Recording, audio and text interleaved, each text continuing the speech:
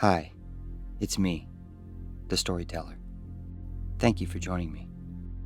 Most of my stories on this channel are based on actual events, and some aren't. I'll let you decide if this story is fiction, or if it's not.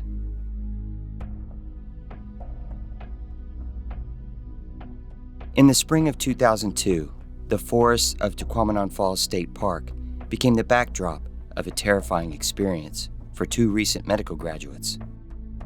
Mariah Cooper, 28, and her friend Hannah McCrary, 27, set out on what was meant to be a celebratory camping trip, commemorating their hard-earned degrees. Instead, their long-awaited adventure morphed into an unimaginable nightmare. This unbelievable tale serves as a cautionary reminder of the importance of safety awareness while camping in the vast wilderness. Mariah Cooper and Hannah McCrary met during their college journey in Grand Rapids, Michigan, and became fast friends. They discovered they both had a lot of common interests, including their love for hiking and nature itself. They often spent the weekends exploring various trails in and around some of Michigan's beautiful wooded landscapes. Excited to celebrate their graduation, the two women planned a getaway to the beautiful remote vistas of Michigan's Upper Peninsula. Known for its lush forests and stunning waterfalls, the Tahquamenon State Park seemed like the perfect escape. It had been on their bucket list for some time, so they couldn't wait to finally make it a reality. Little did they know, their trip would descend into the most frightful event of their lives, one that would end with only one of them living to tell the tale. On May 31st, 2002, Hannah and Mariah made the 5-hour drive from Grand Rapids to Tahquamenon State Park in Hannah's new red Honda Civic, a graduation gift from her parents. They listened to their favorite music, laughed, and talked about their upcoming weekend before arriving at the Lower Falls parking lot around 4 p.m. Surprisingly, there were no other cars in the area. With a few hours of daylight left, they wanted to get to the backcountry campsite near Clark Lake so they could set up their camp and enjoy the sunset. After double-checking their backpacks, the two of them began their 3-day adventure on the Upper and Lower Falls Trail. A couple of hours later, they arrived at Clark Lake. It was as beautiful as the pictures they had seen on the internet. They took some time taking their own photos with Mariah's old-school Polaroid camera she borrowed from her mother. Taking selfies was a bit of a challenge since cell phones with cameras hadn't quite made their introduction. After setting up camp and starting a fire, they cooked dinner and enjoyed the setting sun while chatting about life, relationships, and of course the next chapter of their new careers.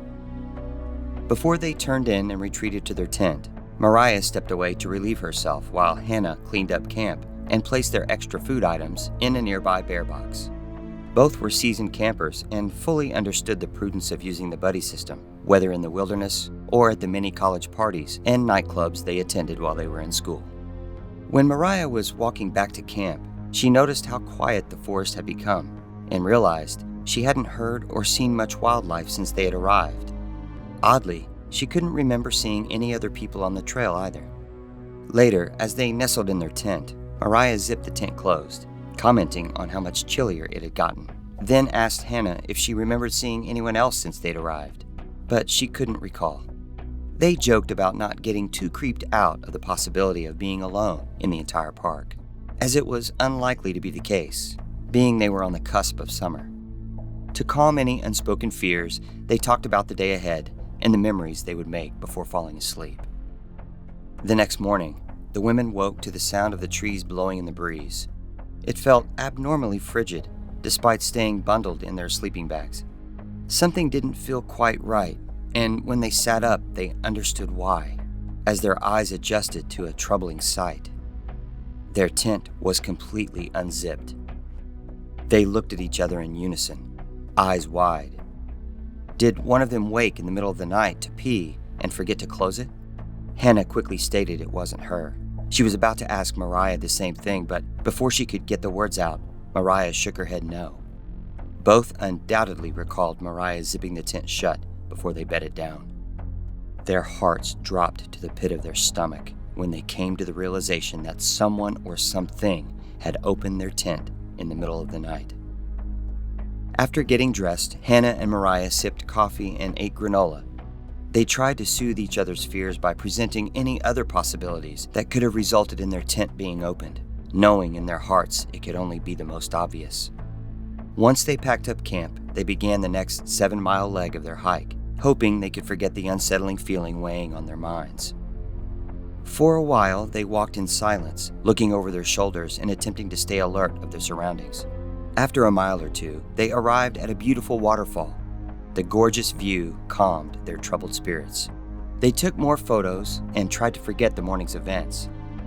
After eating a snack and rehydrating, Hannah and Mariah hopped back on the trail. Mariah bent down to retie her hiking boot. Suddenly, she heard the sound of a twig break deep in the woods. She snapped her head toward the noise. About 30 yards into the forest, she noticed what looked like a bending or refracting of light. Thinking it was just a mote in her eye, she rubbed it, then blinked a few times. But it was still there. Then it shifted behind a tree and disappeared. Mariah jogged a bit to catch up to Hannah and asked if she'd heard the sound, but she hadn't. Both agreed that Mariah was still a bit jumpy from what happened earlier. However, Mariah kept what she saw to herself and secretly hid her rising inner feeling they were being watched. The rest of the day was uneventful, and around 3 p.m., they arrived at their next campsite near the Tuquamanon River. Mariah began pitching their tent as Hannah walked the perimeter, gathering firewood. Mariah kept her sights on Hannah, making a concerted effort to stay cognizant of their environment. Meanwhile, Hannah sauntered through the grass at the edge of the tree line, holding a handful of wood. As she bent down to pick up one last piece, a deer bolted out of the woods, startling her, causing her to drop her plunder. She shrieked and held her chest tightly, watching the deer run across the open area of the campsite. She noticed Mariah watching as well. They both acknowledged each other and smiled in response. When Hannah bent down to gather the scattered firewood, she heard more rustling in the distant foliage. She scanned the area expecting another deer, and to her disbelief, she noticed something she couldn't explain. It appeared to be a transparent blob-like figure resting into a still position, as if slowing to a stop. Hannah squinted, holding her gaze on whatever it was. She blinked and it was gone. Her eyes darted back and forth, trying to locate it again, but she couldn't see it. Like Mariah, she too felt like she was being watched. She trotted back to Mariah, who was just finishing up the tent, and tossed the wood on the ground. Mariah started to mention the deer, but Hannah quickly interrupted her, telling her she saw something in the woods she couldn't explain. After a beat of silence, Mariah shared what she had seen back at the waterfall. Trying to make sense of it, Hannah described it as being camouflaged, looking similar to the creature from a movie she saw with her brother when she was 14, called Predator, starring Arnold Schwarzenegger. Mariah had seen the same movie and agreed that no matter how silly it sounded, it was the most accurate description. The women were beside themselves and wondered if the deer that startled Hannah and ran out of the woods was running from what they saw. Was whoever or whatever it was responsible for opening their tent? They thought they could have been overreacting, allowing their imaginations to run wild, but they reassured each other they weren't crazy. Far from it. They were medical grads, for goodness sake, with official letters that came after their names. Suddenly, a whistling sound came from the direction of the tree line, but it didn't sound like a bird. It was more like someone signaling someone else. Both acknowledged the situation felt increasingly uneasy and didn't sit right with either of them. The growing impression of being stalked had become a very real possibility. Hannah quickly grabbed her backpack and dug out her Nokia cell phone and noticed the battery was almost dead. Plus, there was no service, which was not really a surprise considering where they were. In that moment, she remembered she had forgotten to call her parents to let them know they had made it to the park. Mariah checked her cell phone as well, but with the same result: no service. Their instinct for self-preservation set in. Without haste, they decided to pack up and try to hike out of the park, knowing that reaching Hannah's car before dark would be a tall order, since the sun was already going down. They figured if they moved at a rapid pace, they'd make it to Hannah's car by roughly 9 p.m. Darkness descended upon the park, and it was becoming a little harder to see. As they made their way swiftly down the trail, they took small breaks for water. Their fears intensified, a feeling that crescendoed as time passed. Without warning, Mariah stumbled and fell to the ground, holding her ankle. Hannah dropped her pack and rushed to her aid. That's when they noticed what Mariah had tripped over. A deer was lying slightly off the path with an arrow sticking out of its neck. They wondered if it was the same deer they saw before. Regardless, hunting season was still months away. This fueled their growing distress. As Hannah helped Mariah to her feet, they heard a swish sound, like something cutting through the air. Without warning, an arrow burst through the front of Hannah's thigh, spurting blood onto Mariah's face. Hannah screamed in pain and fell to the ground. Mariah moved to help her and quickly noticed some sort of cable attached to the back of the arrow sticking out of Hannah's leg. She examined it closer and realized the arrow wasn't your normal wooden arrow. This one was made out of solid metal material. Mariah tried her best to focus on any medical training she could remember, but like Hannah, she was also in shock. Neither one of them had any real trauma experience. Then, another sound emerged that could only be described as a high-pitched winch or fishing reel. Suddenly, Hannah's body jolted and was dragged off the trail and into the forest. Mariah gave chase. She dove and grabbed Hannah's hand, but her grip wasn't strong enough, and Hannah slipped away, pulled into the forest, her screams echoing in darkness. Mariah pulled herself off the ground and realized there was nothing more she could do. She needed to get to Hannah's car if there was any chance of getting help. She rummaged through Hannah's backpack and took her keys. As she stood, another arrow zipped past Mariah, barely missing her, striking a nearby tree. That one came from the opposite side of the trail. In that moment, she realized whoever or whatever was out there, there were two of them. Mariah bolted from the scene back to the trail and ran as fast as she could.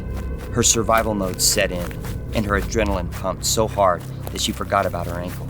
The only thing she could think of was, could she make it to the car before she was taken out?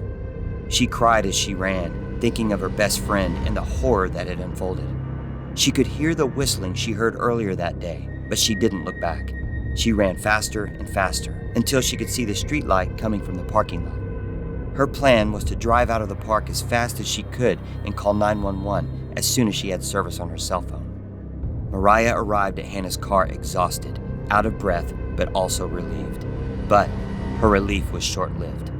When she approached the Honda Civic, her heart sank when she noticed all 4 tires were slashed. She pulled out her cell phone, but barely had any battery life.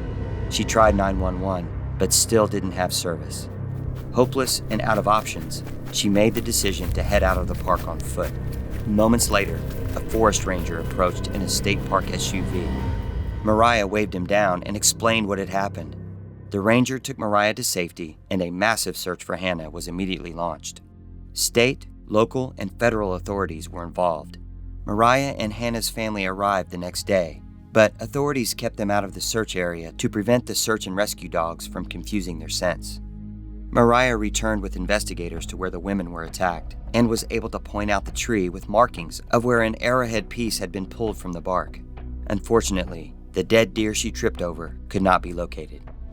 2 days passed and no trace of Hannah could be found. Despite very few clues, there remained a shadow of skepticism regarding Mariah's account.